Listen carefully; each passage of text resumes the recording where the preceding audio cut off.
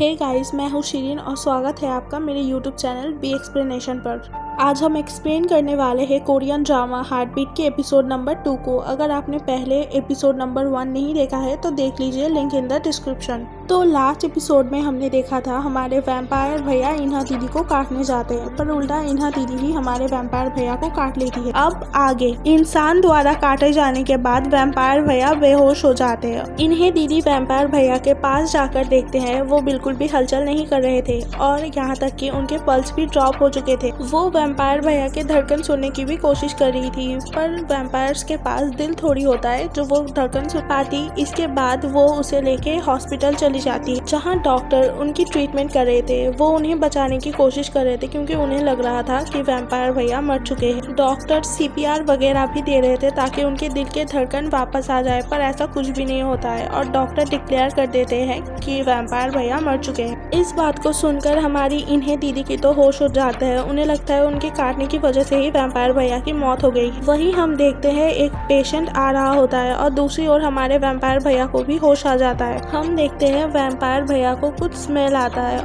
ये smell blood का होता है और बगल वाले पेशेंट के सर से बहुत सारा खून आ रहा था, जिसे देख के हमारे वैम्पायर भैया के मन में लालच आ जाता है। तभी उन्हें याद है कि वो 100 साल तक सोने के बाद भी एक इंसान में नहीं बदल पाए। तभी हम डॉक्टर को देखते हैं जो वैम्पायर भैया को जिंदा देख के डर जाते हैं और चिल्ला देते हैं और उनकी चीख सुन के इन्हें दीदी भी उनके पास आ जाती है। जब वो वैम्पायर भैया को जिंदा देखते हैं तब वो भी डर जाती है। इसके बाद ये दोनों घर जाने लगते हैं। तभी इन्हें दीदी बोलती है, तुम रुक जाओ, मैं पहले बिल पे करके आती हूँ। इसके बाद जब वो हॉस्पिटल की बिल पे करने के लिए है तब वैम्पायर भैया उन्हें देख रहे होते हैं, जहाँ हॉस्पिटल बिल कुछ ज्यादा ही आया हुआ था और इन्हें दीदी उसे देख के बहुत ज्यादा सरप्राइज हो जाती है और पूछती है, नॉर्मली हॉस्पिटल बिल्स तो इतने ज्यादा एक्सपेंसिव नहीं होते। तब वो हॉस्पिटल वाली लेडी बोलती है, आप जिस पेशेंट को लेकर आए हैं हमें उनकी आइडेंटिटी नहीं मिली, इसीलिए बिल थोड़ा ज्यादा। इसके बाद इन्हें दीदी बिल पेमेंट कर देती है और हमारे वैम्पायर भैया दूर खड़े होके ये सब देख रहे थे। वो काफी ज्यादा शॉक्ड थे और सोच रहे थे एक मशीन से बिल पेमेंट कैसे हो सकती है,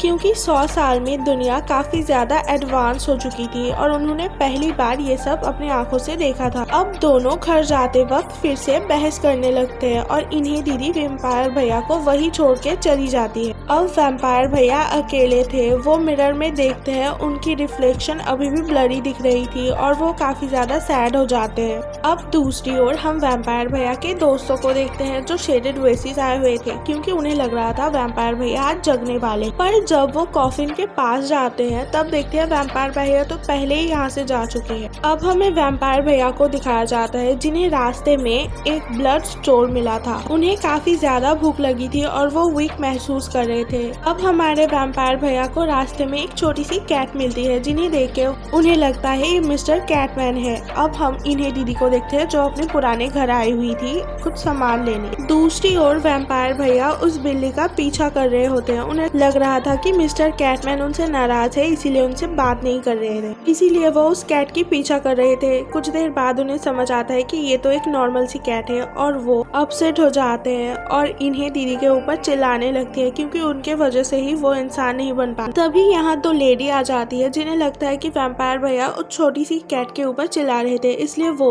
वैम्पायर भैया को डांट लगा देती है। पर वैम्पायर भैया उनसे हेल्प मांगते हैं क्योंकि उन्हें अपने घर जाना था, क्योंकि 100 साल में ये जगह पूरी तरीके से बदल चुकी थी और वैम्पायर भैया को नहीं पता था वो कैसे अपने घर जा सकते हैं। पहले तो वो उन लेडीज को शेडेड वेसिस के बारे में बोलते हैं, पर वो लेडी बोलती है इस नाम से आसपास कोई जगह ही नहीं है। इसके बाद हमारे वैम्पायर भैया ओशियो राजा नाम के एक टेलर शॉप के बारे में बोलते हैं, जहाँ वो 100 साल पहले जहाँ से वो अपने कपड़े लेते थे। लकीली ओशियो राजा नाम का एक टेलर शॉप अभी भी मौजूद था, इसीलिए वो उन्हें एड्रेस दे देते हैं जो काफी ज्यादा नजदीक था। इसके बाद हमारे वैम्पायर भैया को वो टेलर शॉप भी मिल जाता है। वो शॉप के ओनर को देख के काफी ज्यादा खुश हो जाते हैं, क्योंकि वो अपने पूर्वज की तरह दिखता था और वो इसलिए भी खुश थे क्योंकि अब वो अपने घर जा सकते थे। वो अपने घर को देख के काफी ज्यादा इमोशनल हो जाते हैं, क्योंकि वो 100 साल बाद अपने घर को देख रहे थे। अब हमारे वैम्पायर भैया सोचते हैं, तो क्या हुआ अगर मैं एक दिन पहले उठ गया कोई बात नहीं, मैं एक और दिन कॉफिन के अंदर बिता लूंगा, उसके बाद शायद मैं इंसान में बदल जाऊं। जब वो कॉफिन के पास जाते हैं तब देखते हैं कॉफिन जलने लगा था, यानी कि वो अब कॉफिन के अंदर दोबारा नहीं जा सकते। इतने में हमारी इन्हें दीदी भी शेडेड वेसेस आ जाती है, जहाँ वो एक दूसरे को देख के काफी ज्यादा शॉक्ड हो जाते हैं, क्योंकि उन्होंने एक्सपेक्ट ही नहीं किया था कि वो दोनों फिर से मिलने वाले हैं। जहाँ इन्हें दीदी बोलती है ये मेरा घर है तो तुम यहाँ से बाहर निकल जाओ। तभी वैम्पायर भैया बोलता है नहीं, मैं यहाँ से नहीं जाऊंगा, क्योंकि ये घर मेरा है और मैंने इंसान बनने के लिए उस कॉफिन के अंदर बहुत कुछ सहा है। अब हमें कॉफिन का अंदर का सीन दिखाया जाता है, जहाँ काफी ज्यादा कीड़े मकोड़े होते हैं और कभी कभी तो वहाँ कुछ आत्माएं भी आती हैं। वैम्पायर भैया बोलने लगते हैं तुम्हें पता भी है मैंने 100 साल तक कैसे उस कॉफिन के अंदर बिताया और तुमने एक ही पल में सब कुछ बिगाड़ कर रख दिया। पर हमारी इन्हें दीदी को उनकी किसी भी बात पर कोई भी यकीन नहीं होता, इसीलिए वैम्पायर भैया अपने वैम्पायर होने की प्रूफ देने लगते हैं। वो भारी सामान को उठाने जाते हैं, क्योंकि वैम्पायर्स तो बहुत इजीली बहुत भारी सामान को उठा सकते थे, पर हमारे वैम्पायर भैया ऐसा कुछ भी नहीं कर पा रहे थे। वो इन्हें दीदी की आंखों में देखने लगते हैं, क्योंकि वो इन्हें दीदी को हिप्नोटाइज करके प्रूव करना चाहते थे कि वो असल में एक वैम्पायर है। इस दौरान वो इन्हें दीदी के बहुत ज्यादा करीब आ जाते हैं, क्योंकि इन्हें दीदी की आंखों में उन्हें अपनी रिफ्लेक्शन बिल्कुल क्लियर दिख रही थी। पर वैम्पायर भैया को इतने करीब आते देख इन्हें दीदी ऑकवर्ड हो जाती है और उन्हें घर से बाहर निकाल देती है और बोलती है अगर दोबारा मेरे घर के आसपास भी दिखे ना तो मैं तुम्हें छोड़ूंगी नहीं। अब हमारे वैम्पायर भैया वही ठंड में बाहर बैठे हुए होते हैं, क्योंकि उनके पास जाने के लिए कहीं जगह नहीं थी। कुछ देर बाद इन्हें दीदी डिनर करने के लिए कन्वीनियंस स्टोर पे जाती है, जहाँ वो 2 कप नूडल्स खरीदते हैं, क्योंकि एक के साथ एक फ्री मिल रहा था। जब वो खाने वाली होती है तब उन्हें बाहर वैम्पायर भैया दिखते हैं, जो भूख के मारे डस्टबिन में से खाना निकाल रहे थे और हमारी इन्हें दीदी उन्हें देख के अपने आप को छुपाने लगती है। पर हमारे वैम्पायर भैया ने उन्हें देख लिया था और वो उनके पास आकर बैठ जाते हैं, क्योंकि उन्हें काफी ज्यादा भूख लगी थी, इसीलिए इन्हें दीदी उन्हें 1 कप नूडल्स दे देती है। वैम्पायर भैया ने जिंदगी के पहली बार रामेन खाया था, उन्होंने इससे पहले इससे टेस्टी खाना कभी भी नहीं खाया। वैम्पायर भैया भूखे होने की वजह से बहुत जल्दी खाना खा लेते हैं और खाना खाने के बाद वो कुछ अजीब सी हरकतें करने लगते हैं। वो इन्हें दीदी को अपना पहला प्यार यानी कि उन्हें समझने लगते हैं। उन्हें रामेन खाने के बाद नशा सा होने लगा था। रामेन खाने से कौन जंग होता है भाई? इन्हें दीदी वैम्पायर भैया को फिर से करीब आते देख ऑकवर्ड हो जाती है और वहाँ से भाग जाती है। वैम्पायर भैया वहीं सो जाते हैं और सपने में अपने पुराने दिनों को याद करते हैं, जहाँ वो अपने पहले प्यार के साथ बहुत ज्यादा खुश थे। अब कन्वीनियंस स्टोर वाला आदमी वैम्पायर भैया को जगा देते हैं और बोलते हैं अब आप यहाँ नहीं सो सकते, अपने घर वापस चले जाइए। इसके बाद हमारे वैम्पायर भैया इन्हें दीदी को कोसते हुए अपने घर वापस आ रहे थे। वापस आते वक्त रास्ते में उन्हें मिस्टर कैटमैन मिल जाते हैं, जिन्हें देख के दोनों काफी ज्यादा खुश होते हैं और काफी देर तक बातें भी करने लगते हैं।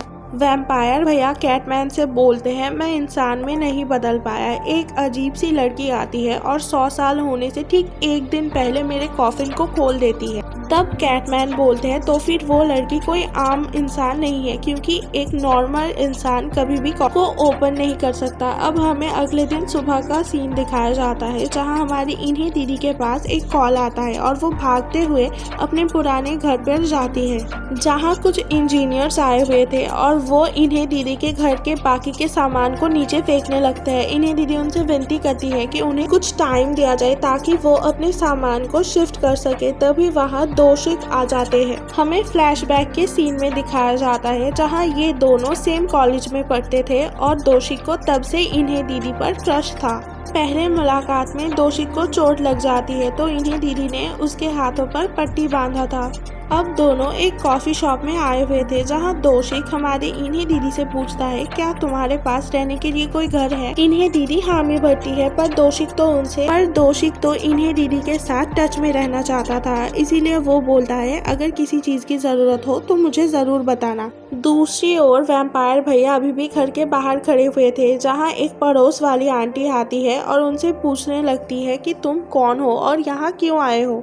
तो वैम्पायर भैया बोलते हैं मैं इस घर का ओनर हूँ और यहाँ रहने के लिए आया हूँ। अब इन्हें दीदी शाम को वापस घर आ रही थी, जहाँ रास्ते में उन्हें वो ढोंगी बाबा दिखते हैं। पहले तो वो ढोंगी बाबा प्रिटेंड करते हैं कि वो इन्हें दीदी को नहीं जानते, पर इन्हें दीदी उनके बाद मारने वाली कहाँ थी, इसलिए वो पर इन्हें दीदी उस ढोंगी सैमन का पीछा करने लगती है और इस दौरान वो काफ़ी खतरे में पड़ जाती है। हमारी इन्हें दीदी जब भी किसी मुश्किल में होते हैं, हमारे वैम्पायर भैया के नेक में भी वो काटने का मार्क आ जाता है और वैम्पायर भैया को एहसास हो जाता है कि इन्हें दीदी की जान को खतरा है। उनके वैम्पायर वाले पावर ठीक से काम नहीं कर रहे थे। इसके बाद हमें दिखाया जाता है लास्ट नाइट मिस्टर कैटमैन ने वैम्पायर भैया को एक छोटी सी खून की शीशी दी थी। उस खून को पीते ही वैम्पायर भैया के अंदर सारी वैम्पायर वाले पावर आ जाते हैं और वो वहीं पहुंच जाते हैं जहां इन्हें दीदी और वो फ्रॉड आदमी पहले से थे।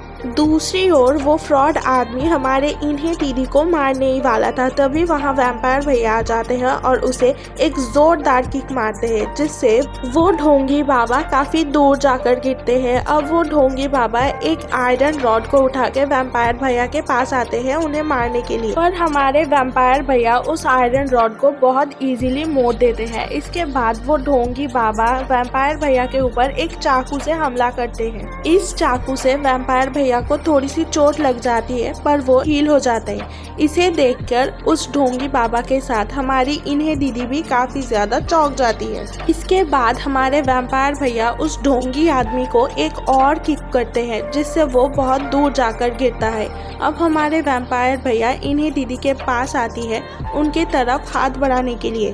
अब इन्हें दीदी डरते हुए पूछती है, क्या तुम सच में एक वैम्पायर हो? क्या तुम मुझे यहाँ मारने के लिए आए हो या फिर मुझे बचाने के लिए? अरे इन्हें दीदी वो वैम्पायर ही है। अब तक मजाक चल रहा था क्या? इसके जवाब में वैम्पायर भैया बोलते हैं, हाँ मैं तुम्हें बचाने के लिए आया हूँ, अब घर चले। यही हमारे सेकेंड एपिसोड का एंड हो जाता है। Thanks for watching. अगर आपको मेरी एक्सप्लेनेशन पसंद आ रही है तो मेरे वीडियो को लाइक कीजिए और सब्सक्राइब टू माई चैनल।